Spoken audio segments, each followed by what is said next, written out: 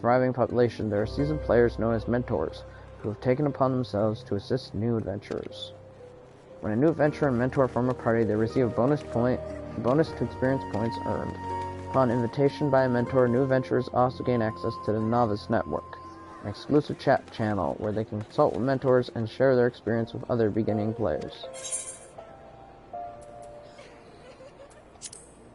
The Adventure Guild unlocks the Karad of veteran adventurers who stand ready to share with their culinary wisdom. They are known as mentors. Among these champions, Eorzea has a thriving population of heroes. Amongst these champions, Mentor is the title given to veteran players who have chosen to offer their time and experience to help guide new adventurers. Should you encounter any doubts or difficulties in the course of your adventuring, a mentor may be just the solution you seek. Mentors can be identified by a symbol next to their name, which will vary depending on the player's field of expertise. Mentor symbols are as follows. The sword yellow is a mentor in PvE combat, which is what I would be if I can get it on my level 50 bard, who used to be a summoner and a scholar. A green hammer, the yellow symbol, is an expert in synthesis and gathering. And a blue, what is that? Axe? Hard to see. I think it's an axe or a flag. Is an expert in PvP combat.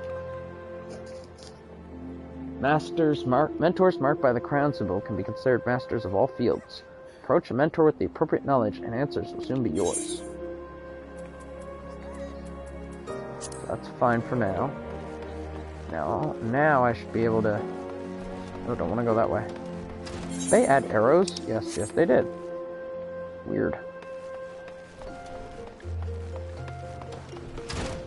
Oh, it's nighttime. There we go, the shard. I think I need to interact with the big one first.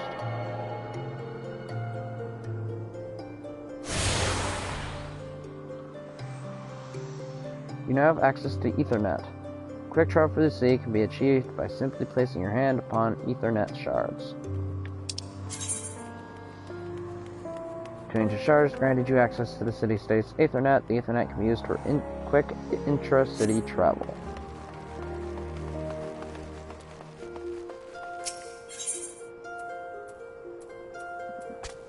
Don't need to go anywhere, so we're good.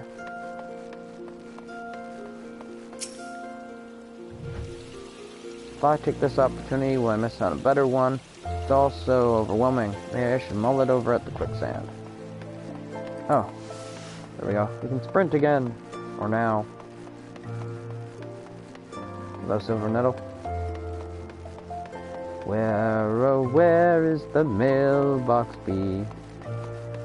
Or Mail Moogle. Oh, they added a weird little circle timer. Weird. Greetings, tall one. I am a delivery Moogle, Kubo. Oh, I know what you're thinking. Moogles are supposed to hide in trees and avoid contact with outsiders. Why would they agree to carry about letters? Why indeed? If I had my way, I'd be curled up under a canopy of a nice oak, dreaming about some beautiful mooglet, rainbow-colored pom-pom, Kupo. I think he just spoke dirty to us. But no, the moon had to go and drop from the sky, causing all that terrible commotion. Ether rights were shattered and link pearls rendered useless.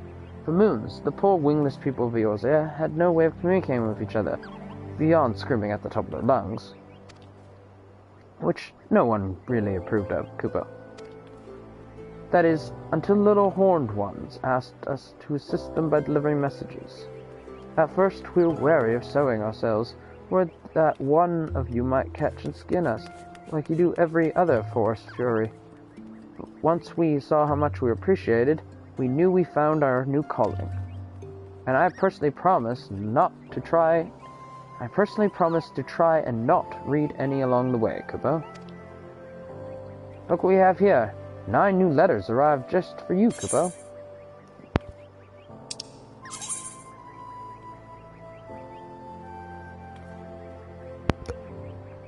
Moogle delivery service can be accessed by speaking with one of the many delivery Moogles stationed through Eorzea or by clicking on a Moogle letterbox. Service can be used to send messages, items, and gil to anyone on your friends list. Pressing the new button located in the top right-hand corner of the Moogle delivery service window will open the letter editor. In addition to composing your message, this interface can be used to specify recipients, as well as gil and items. So this is probably my rewards. Yeah, my Helmet of Light, because I have the Collector's Edition. You've obtained an untradeable item. Yours cannot be traded. Pretty straightforward. Unique items. You've obtained a unique item. As this item is special, you can never ever possess more than one at a time. May it guide you to greatness. Thank you for choosing Final Fantasy XIV. Enclosed is a Helm of Light. May it guide you to greatness. From the dev team. Thank you for playing. Close is a Baby Behemoth minion. May it follow you to the ends of the realm. From the dev team. You've obtained a whistle, which you can summon your very own minion. To learn the call minion action, you must first use the whistle. Once you've used the item, a new entry will appear in the minion guide under character in the main menu. You can either initiate the action from this menu or set it to your cross hotbar and initiate it from there. As you summon your minion away, simply reselect the summoning icon. Minions. Oops, no, trying to scroll. Scroll. Oh, there's my lock-on. That's minions can be summoned or... Ooh, I think it was at 120. Sorry about that, guys. Minions can be summoned or dismissed once. You've learned the summoning action, you will never lose it. And it can be used with all classes or jobs. You can only summon one minion, and I believe it's at a time. Oh, it's the D-pad. One minion at a time. Yep. While minions do not generate any enmity, which some of you might know as threat, is what makes you be targeted by enemies, neither will they participate in battle. If you are KO'd, your minion will simply wander off back to wherever it is it rests until you call upon it again.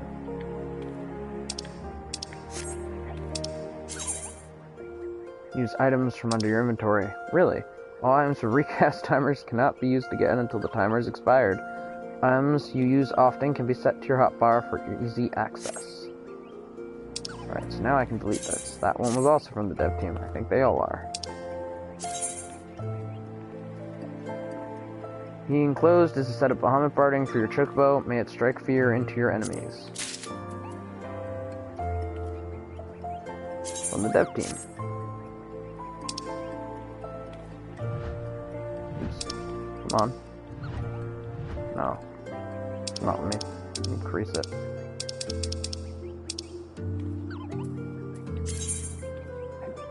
Closed is a coral bell for summoning a coral mount. May he bear you to faraway lands. Yes, he may. From the dev team. Retrieving letter. I don't understand why it does that when it doesn't. Closed is a went-up cursor minion and a vial of Fantasia. May they point the way to a better you.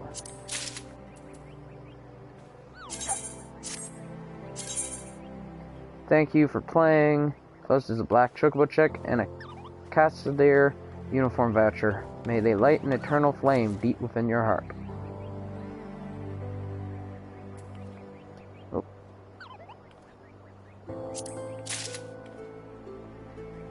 So I think what we'll do, just to get us started, is about a 2-hour stream. So I have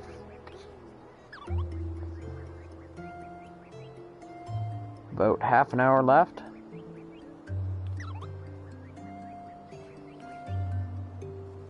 And then I'll end it for today, and then tomorrow will be Digimon. Unless something comes up, which I'm really hoping it doesn't. It's been coming up quite a bit lately. And then the rest will be for here.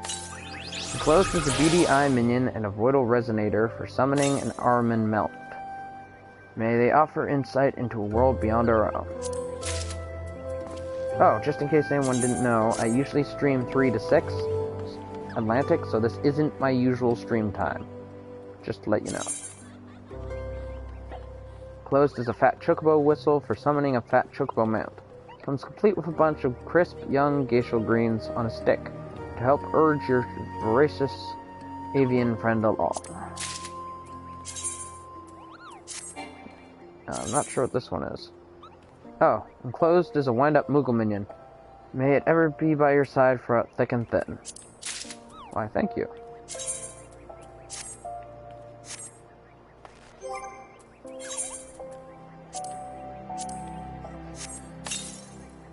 You can now summon a fat Chocobo mount.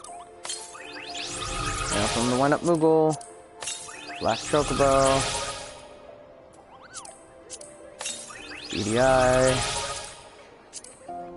the Armin mount, Bay Bahamut, Bahamut Barding,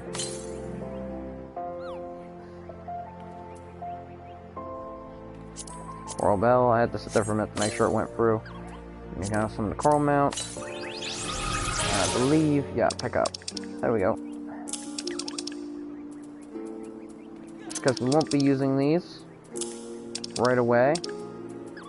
So what we'll do is put them there.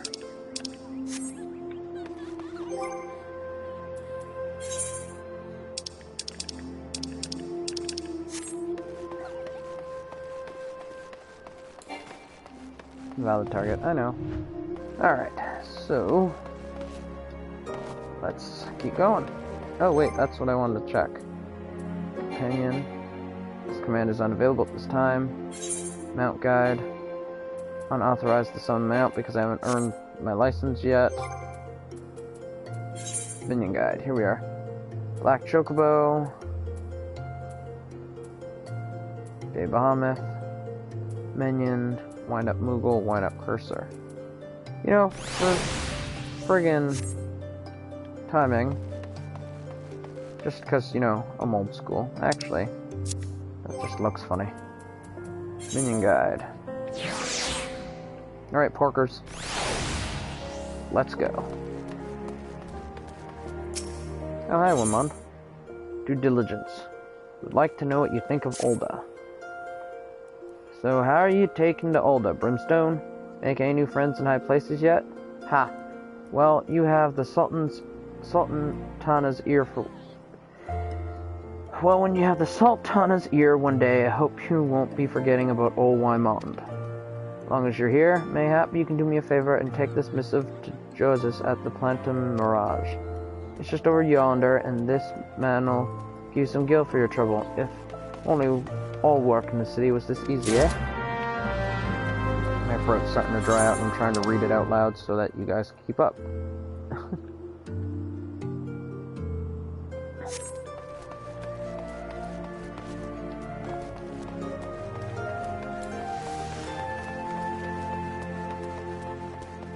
There's the Aetheryte.